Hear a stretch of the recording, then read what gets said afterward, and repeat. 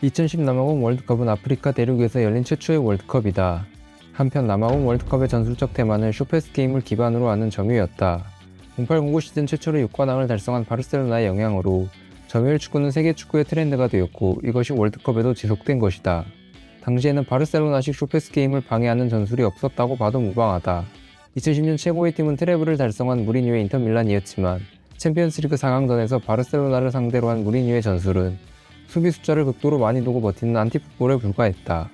클롭이 도르트문트 시절 고안해낸 티키타카 파괴법인 일명 게겐프레싱과 시메오네의 아틀레티코 마드리드는 아직 세상에 등장하기 전이었으므로 티키타카를 상대로 하는 전술은 사실상 수비 숫자를 많이 두고 버티다가 역습 한 방을 노리는 선수비 후역습이 전부였다.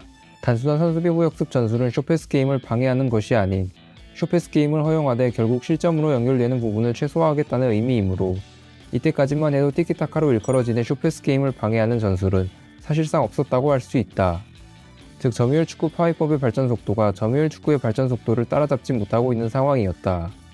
이러한 상황 속에서 바르셀로나식 축구를 국가대표팀 중에서 가장 잘 구현할 수 있는 스페인은 남아공 월드컵 가장 강력한 우승 후보로 거론되었다. 스페인에는 바르셀로나 패싱 게임의 컨트롤 타워인 사비, 이니에스타, 부스케츠가 있었고 바르셀로나의 푸yor, 피케, 페드로 역시 무적 함대의 일원이었다. 참고로 방금 언급한 6명의 바르셀로나 선수들은 남아공 월드컵 결승전에 모두 선발로 출전하는데 이를 통해 2010년의 무적 함대는 사실상 바르셀로나 플러스 레알 마드리드가 된다. 유로 2008의 잔상이 여전히 짙게 남아있었기 때문에 유로 2008에서 스페인과 함께 훌륭한 퍼포먼스를 보인 팀들도 우승 후보로 거론되었다. 유로 2008 준우승 이후에도 계속해서 좋은 조직력을 유지한 독일과 유로 2008에서 러시아에게 덜미를 잡히긴 했지만 그 전까지 압도적 포스였던 네덜란드가 스페인과 함께 남아공 월드컵 빅3를 구성했다. 남아공 월드컵에서 가장 주목할 선수로는 당시 기준 가장 최근 3년 발롱도르 위너인 카카와 호날두, 메시가 뽑혔다. 팀적으로 가장 훌륭하다고 평가받은 스페인, 네덜란드, 독일을 상대로 슈퍼스타를 보유한 브라질과 포르투갈, 아르헨티나가 얼마나 해주느냐가 관건이었다. 공교롭게도 이 대결 구도는 토너먼트에서 실현된다. 가장 훌륭한 팀과 가장 훌륭한 선수를 보유한 팀 간의 매치업은 축구가 팀 스포츠라는 사실을 재확인시켜 주었다. 남아공 월드컵 조별리그 첫 경기에서 스위스에게 일격을 당하지만 나머지 두 경기를 모두 접고 조 1위로 올라온 스페인의 16강 상대는 호날두의 포르투갈이었다.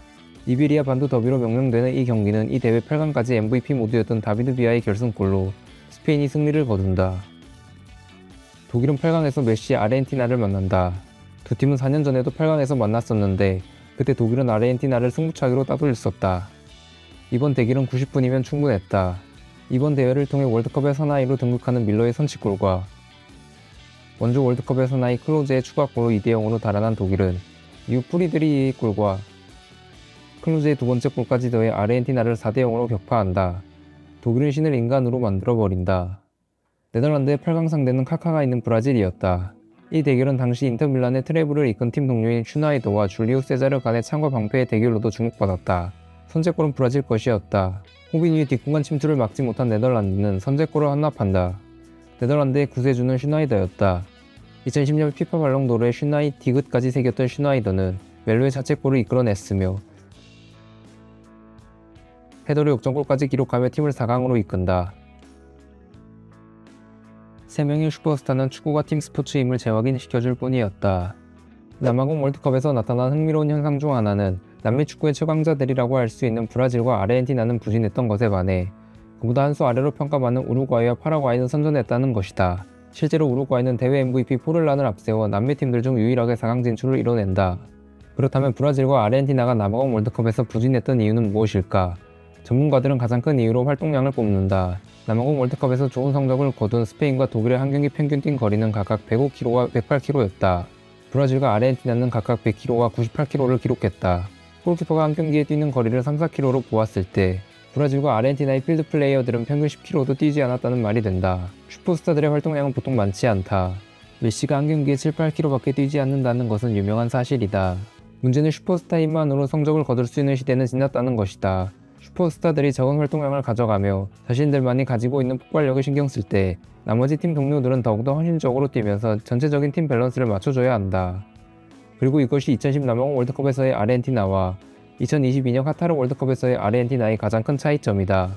2022년의 아르헨티나에는 엔조 페르난데스, 데폴, 맥칼리스터가 있었다. 이들은 메시의 호위무사라고 불릴 정도로 엄청난 활동량으로 메시를 잘 받쳐줬다. 현존하는 국가대표팀 미들라인 중에 가장 많이 뛰는 미들라인이라고 해도 손색이 없다.